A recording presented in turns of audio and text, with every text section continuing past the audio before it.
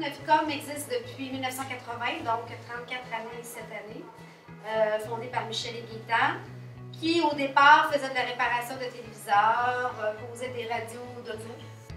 Alors, vraiment pas du tout dans le domaine Radiocom, mais en électronique. Et fin années 80, opportunité d'avoir une agence Motorola, de déménager, donc on déménage plus en ville, donc à Saint-Romuald, où on restera une dizaine d'années, donc en changeant de local pendant 4 fois parce que l'équipe grossissait, la clientèle grossissait avec aussi. Pour en 98 déménager ici, dans les locaux de Vidéotron, qui nous offrait la bâtisse, nous vendait la bâtisse avec la tour en arrière. Alors, on est ici depuis 98 et on a fait plein de travaux l'année passée. On a rénové tout l'extérieur et l'intérieur également. On est rendu à environ 4000 clients, une équipe de 25 employés, dans plusieurs marchés différents. Si vous n'êtes pas dans le même marché, nous, ce qu'on constate, c'est que vous avez des défis qui se ressemblent beaucoup. Alors, on trouvait ça intéressant de pouvoir les partager avec vous autres.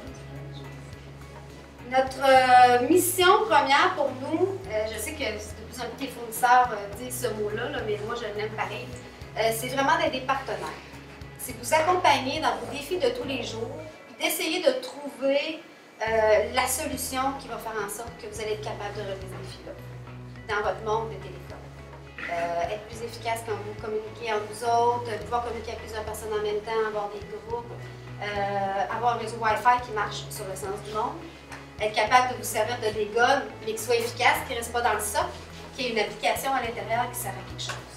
Fait que c'est notre objectif, puis on est là pour vous écouter. Fait que c'est vous, dans le fond, qui nous amenez ces informations-là pour qu'on s'adapte, dans le fond. On adapte notre gamme de produits à ce que vous avez réellement besoin.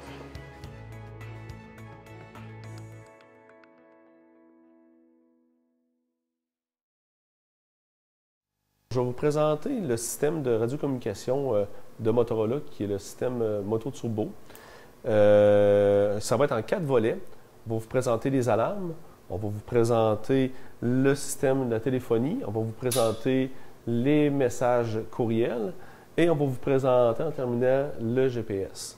Pour commencer, je vais vous montrer un petit peu les types d'équipements qu'on doit utiliser pour faire les applications qu'on veut avoir. Ici, on voit le répéteur Moto Turbo qui est configuré en mode capacité plus. Donc, c'est un mode capacité plus qui sert en trunking. Ici, on a un contrôleur qui, lui, sert à l'interface téléphonique qui est fabriqué par Novicom. C'est un de nos produits qui est le FPR 2003. On a ici 2 radios mobiles qui servent de passerelle pour notre serveur. Celui-ci sert de passerelle pour le serveur de courriel et on a un autre qui sert de passerelle pour le serveur du GPS. On a ici, dans cette dernière section en haut, c'est une section démo. On voit à l'intérieur, c'est encore des produits de Novicom, 2 types d'alarmes, les V4 et les V8. On a des simulations pour les alarmes et je vais commencer par cette application-là au niveau des alarmes du MAV4 ou du MAV8. On peut maintenant, par exemple, on peut utiliser un des radios qu'on a ici en test. C'est des radios XPR 6550 et on a aussi des radios XPR 5500. Pour l'application des alarmes, on va prendre un radio sur un canal défini en numérique. Ça pourrait très bien, aussi bien fonctionner en mode analogique. Puis, ce type d'alarme-là, ça peut être utilisé dans les usines, par exemple, pour des hauts bas niveaux ou pour des alarmes d'ammoniac. Ou ça peut être des alarmes aussi télécommandées à distance par des utilisateurs. Donc, si, par exemple, un utilisateur est dans une usine et il a besoin soit d'envoyer une alarme ou d'envoyer une information à un de ses contremaîtres au supérieur, il peut appuyer simplement sur un bouton. Puis, à ce moment-là... Attention, besoin d'assistance à la salle de formation. Donc, à ce moment-là, les gens sur le terrain peuvent avoir simultanément la même information. On peut tout simplement aussi valider, avoir des réservoirs, par exemple. Là, je vais le faire de façon manuelle, mais envoyer, exemple, c'est un réservoir d'un haut niveau d'eau. Mais à ce moment-là, je peux activer une alarme et l'entendre aussi dans l'appareil. Alarme 6 activée. Donc, si je remets une alarme, je la remets à son niveau normal. test désactivé. Donc, ça, c'est configurable. On peut faire ce qu'on veut. Donc, nous, c'est vraiment un module qui a des ports d'entrée et de sortie.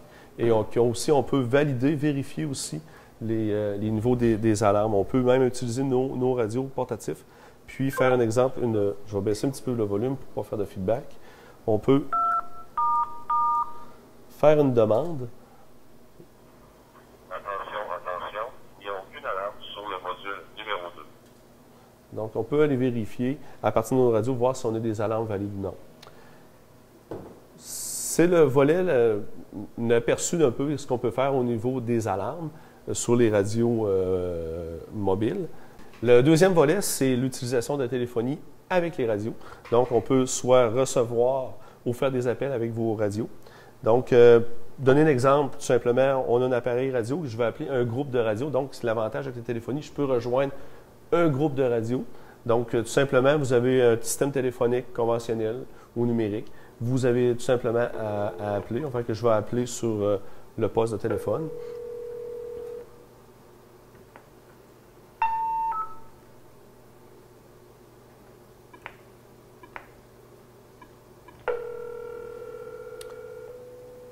Je vais monter un petit peu mon volume. On va entendre la sonnerie. Donc, si j'aurais 5, 10, 15 radios, tous les gens pourraient entendre. Pour ne pas faire de feedback, je vais décrocher quand même.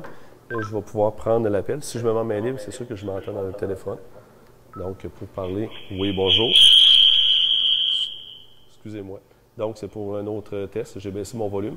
On va leur monter un petit peu pour qu'ils puissent entendre. Donc, je suis en mode téléphonie. Donc, c'est l'application téléphonique, donc qui est très utilisée aussi dans le domaine soit municipal, industriel ou commercial. Donc, on peut vraiment intégrer la téléphonie à partir de vos radios portatifs. Le troisième volet qu'on va parler, c'est celui de les courriels. Donc, ce n'est pas des textos, c'est vraiment des courriels. Donc, si on voit qu'on a un serveur de mail qu'on utilise, dans ce cas-ci, c'est Simple Email Gateway qu'on utilise. Ce serveur de courriel sert à faire l'intégration du web extérieur, des courriels, au système de radiocommunication. Dans le cas ici, on a deux modèles différents. Donc, on a le XPR 6550 et le SL 7550 qui sont configurés pour recevoir des courriels et répondre aux courriels.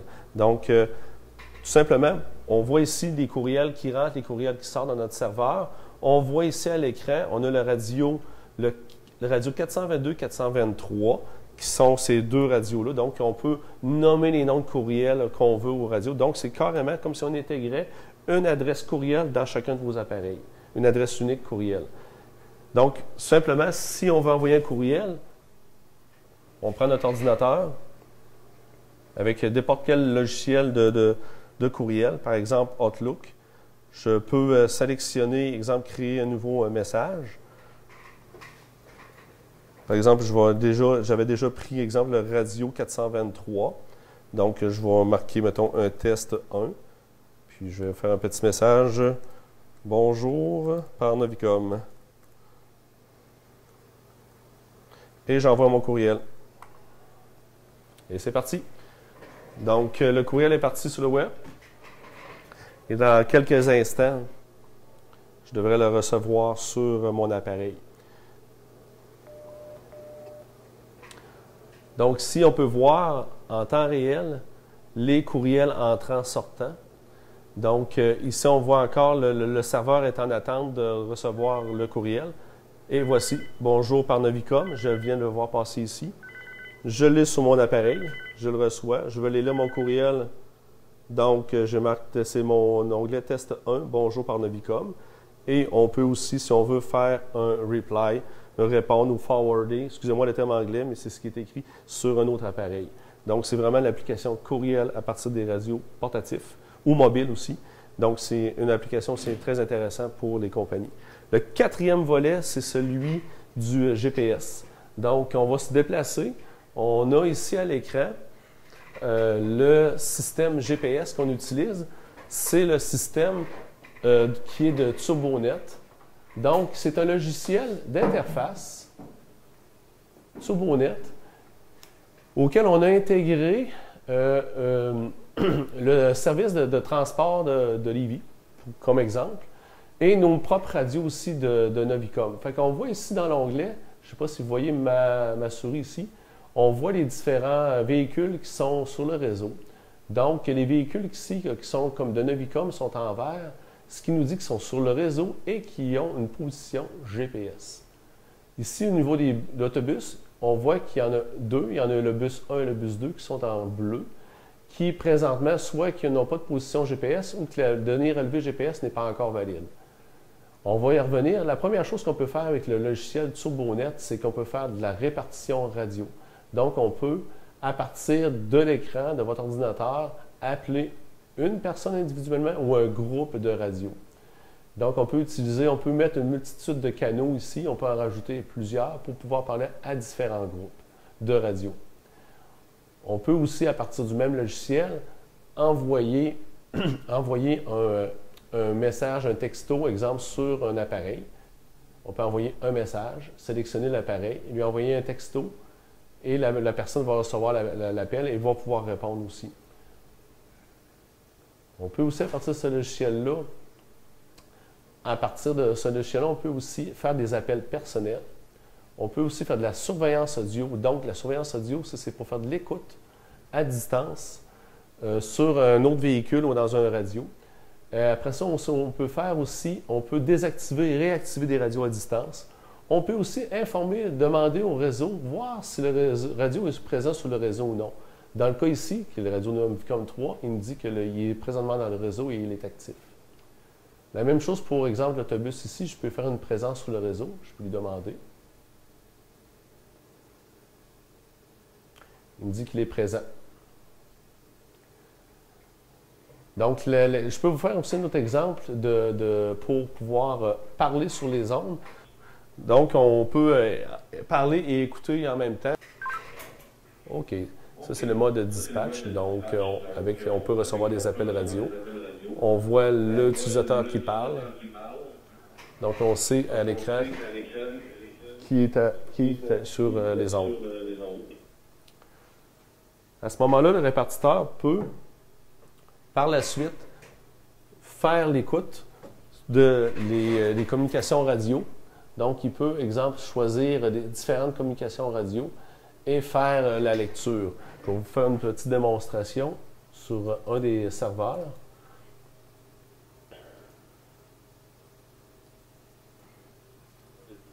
Donc, on peut recevoir des appels radio. On voit l'utilisateur qui parle. Donc, on sait à l'écran qui est sur les ondes. OK. C'est le mode de réécoute instantanée à partir du serveur TurboNet. C'est une autre application qu'on peut faire. L'application que les gens demandent beaucoup, qui est très populaire, c'est celle du GPS. Donc, l'application du GPS, elle, va permettre à monitorer plusieurs véhicules sur un territoire qui est, exemple, le même territoire que de la couverture radio. Donc, on voit ici, en mouvement, en temps réel, une des autobus du service de transport de Lévis qui se déplace sur le territoire. Donc, je peux soit zoomer, aller voir exactement l'emplacement du véhicule en question, et je peux voir en temps réel son positionnement, sa vitesse, et le véhicule s'il est en fonction ou non. OK, on va parler du volet GPS qui est très populaire et demandé auprès de notre clientèle. C'est le système de positionnement GPS avec TurboNet. Ici, on a créé une application en temps réel avec des autobus de la ville. Et on peut voir ici sur la map qu'on a présentement un autobus de la ville qui est sur le boulevard de la Rive-Sud. Et on peut, en pointant notre curseur sur l'autobus, connaître son point de sa vitesse, son positionnement et même la direction. Donc, à tous les 30 secondes, je vais avoir une position de ce véhicule-là. Donc, ce qui me permet justement d'avoir une vue d'ensemble de tous mes véhicules sur le réseau. Donc, on voit ici que j'ai un autobus, puis aussi j'ai des radios de Novicom qui sont sur le même réseau, qui sont tous au 66 boulevard de la Rive-Sud. à Lévis. Donc ici, on voit que j'ai 3 radios portatifs ici. Et j'ai aussi un autobus garé au garage municipal. Puis, on peut aussi faire une recherche d'autobus. Exemple, je veux savoir mon bus 1, à quel endroit qu'il est. J'ai juste à cliquer ici, il me donne sa position réelle en temps, la dernière position qui a été enregistrée. Donc, on voit ici que sa position était pour 13h, à 13h13, le véhicule était en arrêt. L'avantage de ce système-là aussi, c'est de pouvoir voir le trajet du véhicule. Donc, dans l'exemple que je vais vous montrer, ici, on a l'autobus 1. On va prendre un trajet de couleur rouge et on va lui demander, aujourd'hui, le 28 mai, jusqu'à présent, de me donner toutes ses positions depuis ce matin. Donc, le système me donne ses positions et je peux lui faire un play, jouer, à faire avancer son cheminement de tout son déplacement sur le territoire. Dans ce cas-ci, on va voir sur la map le véhicule 1 qui se déplace sur le territoire, ici. Fait qu'on peut aussi augmenter un petit peu plus la vitesse pour voir les heures auxquelles le véhicule s'est déplacé sur le territoire.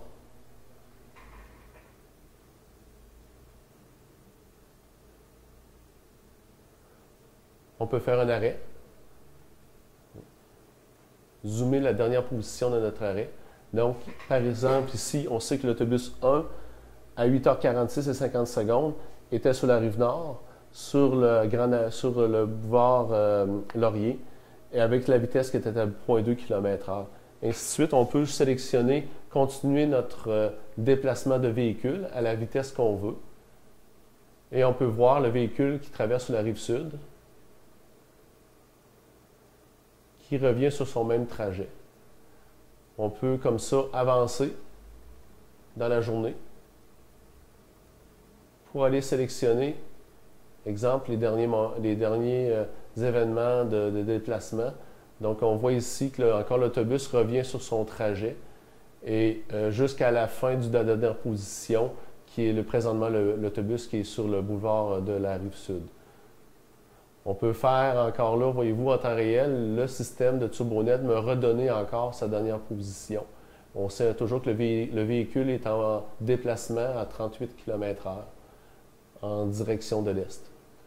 Donc, c'est le positionnement GPS qui est très, très, très utilisé et intéressant pour plusieurs services municipaux, police ou autres. Aussi, le TurboNet nous permet à faire des messages textes. Donc, on peut envoyer des textos au véhicule en question qu'on veut ou recevoir des textos. Ce qui est intéressant aussi, on peut créer des journaux d'événements. Donc, on peut connaître quel véhicule a été sur le réseau, a parlé sur quel groupe, à quelle heure, ou si un véhicule a parlé en privé avec un autre véhicule. On peut aussi faire des recherches de conversation. On peut aussi créer des rapports, donc avec les véhicules, pour savoir faire des rapports par écrit. Donc, des véhicules qui étaient disponibles ou pas à telle heure sur le réseau. Donc, il y a une multitude de façons qu'on peut sélectionner les types de périodes, les états des radios, s'il y a déjà désactivé des radios, donc des états de GPS, etc. Donc, il y a une multitude de possibilités qu'on peut faire avec le mode GPS, avec le système de TurboNet. Le dernier volet, au niveau du TurboNet, nous pouvons aussi faire l'enregistrement de toutes les conversations radio. Donc, ici, dans cet onglet-là, on voit chacun des enregistrements. S'il y a des utilisateurs qui parlent sur un groupe, le système TurboNet l'enregistre automatiquement. Par exemple, ici, 1, 2, 3, ici, je fais un test radio. 1, 2, 3, 4, 5. Donc, on va attendre, notre système de TurboNet va processer et il va nous donner une nouvelle écoute. Ici, un onglet que je peux réécouter. Donc, ici, je vais monter mon volume. Je fais un test de radio. 1, 2, 3, 4, 5. Donc, on peut écouter autant de fois qu'on veut les messages qui sont enregistrés. On peut même voir les utilisateurs qui ne sont pas enregistrés sur le réseau et ceux qui le sont. Donc, c'est une des parties qu'on peut faire avec TurboNet. Donc, il y a plusieurs possibilités avec les radios moto turbo. Donc, en résumé, c'est ce qui explique un peu les 4 volets qu'on voulait vous démontrer. Donc, le volet qui était les alarmes, le deuxième volet sur la téléphonie, le troisième volet sur les courriels et le dernier volet sur le GPS. Donc, c'est une des possibilités qu'on peut faire à partir des radios moto turbo de Motorola. Merci.